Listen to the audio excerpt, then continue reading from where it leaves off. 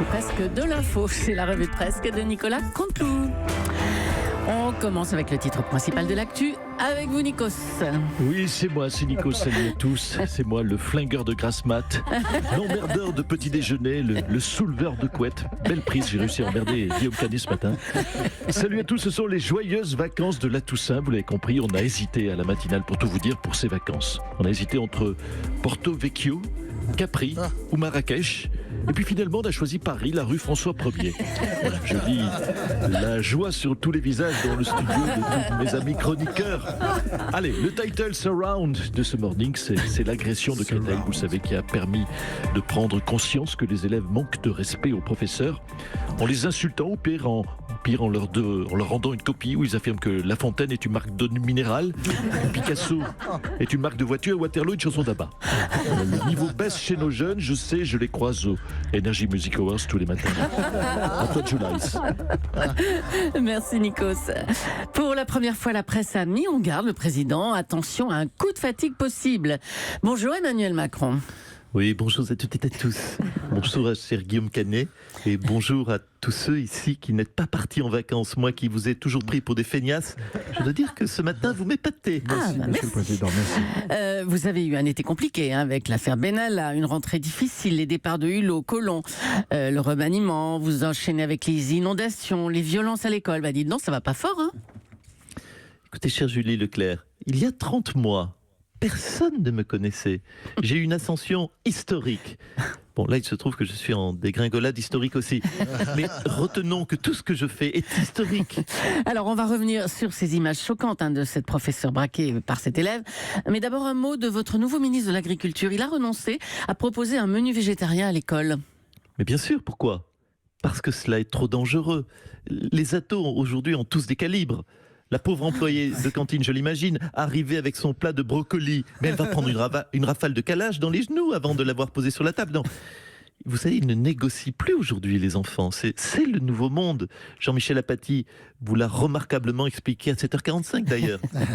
Il a raison. Effectivement, les profs n'ont plus rien le droit de dire avec hashtag pas de vague. Je t'en foutrais, moi. Moi, j'ai souffert toute ma scolarité. Dès 2 ans, j'avais déjà l'accent. Je souffrais. Dès 18 ans, j'avais perdu tous mes cheveux comme Juppé. Je souffrais. Alors, bon courage, Jean-Michel, mon pauvre. Le négationniste Robert Forisson est mort et il aura passé sa vie à nier l'existence des chambres à gaz. Sec rapido, bonjour. J'ai une commande pour un monsieur Tapisson, c'est bien ça? Non, c'est Forisson. Forisson, Falière, Farochant, Fatouillard. Non, désolé, j'ai personne de ce nom. Vous êtes sûr qu'il a existé, votre Forisson? Absolument certaine, malheureusement. Moi, j'ai pas l'impression, il faudrait une preuve. Je sais, je suis sceptique. Si ça peut vous faire plaisir, allez-y, 3-4. Musique, hommage spécial Forisson. Non, déconnez pas, les gars, ça va se voir qu'on n'est pas hyper triste. 3-4. Tu n'es pas parti, Robert Forisson. Ta mort n'est pas intervenue hier. Tu ne nous as pas quittés. Mais qu'est-ce que vous racontez, Frédéric? Bien sûr qu'il est mort. Mais attendez, non, moi, tant que je n'ai pas de preuves, je ne crois pas. Vous dites qu'il est mort, mais je n'ai même pas le lieu officiel du décès, pas de circonstances. Il est mort à Vichy. À Vichy. Un négationniste antisémite qui meurt à Vichy. Eh bien, ça s'appelle soigner sa sortie. Vous voyez, c'est trop énorme pour être vrai. Moi, je négationne donc la mort de ce négationniste antisémite. Après l'arroseur arrosé, le négationniste négationné.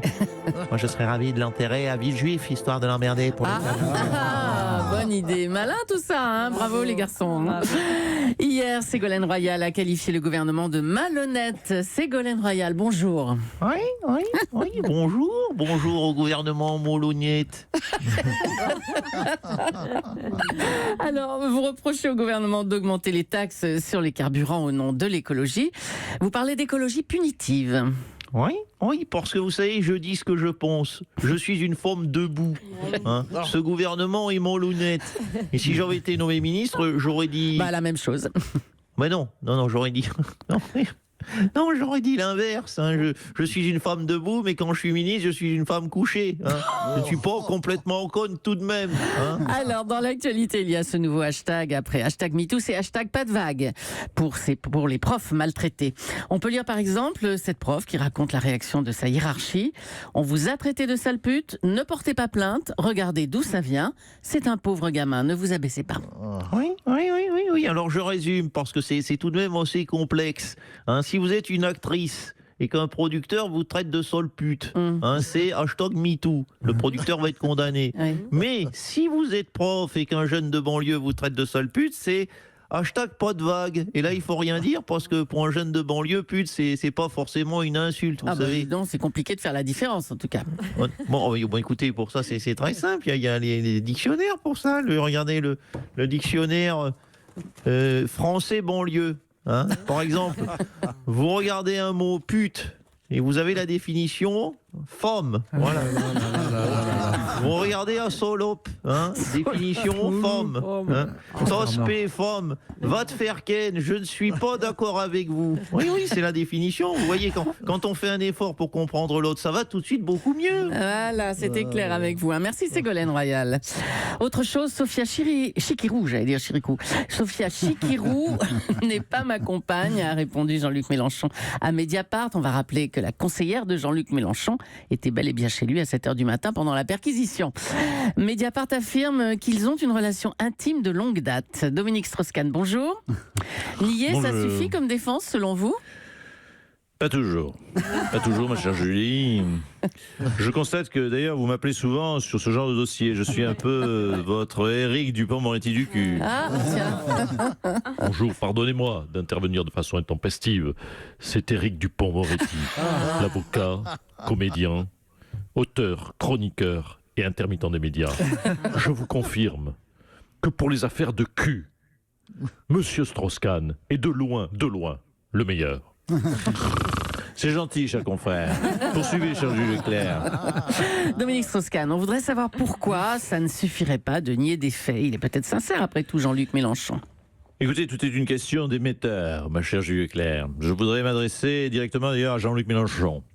Cher Jean-Luc Mélenchon, vous concernant, comme vous n'avez pas mon image de séducteur romantique, nier, même en flagrant délit, ça peut marcher.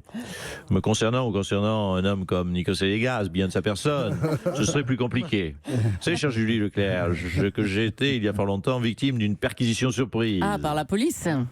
Non, pire, par ma femme. Oui, franchement, j'aurais préféré les flics Anne Sinclair. Le sans-gêne de cette femme, à 7h du matin, oui, 7h du matin, elle est entrée par surprise chez nous. Je lui ai juré que les 3 demoiselles présentes étaient mes directrices de communication. Je vais vous faire une confidence, elle ne m'a jamais cru. Merci d'avoir partagé ce douloureux souvenir, Dominique Strauss-Kahn.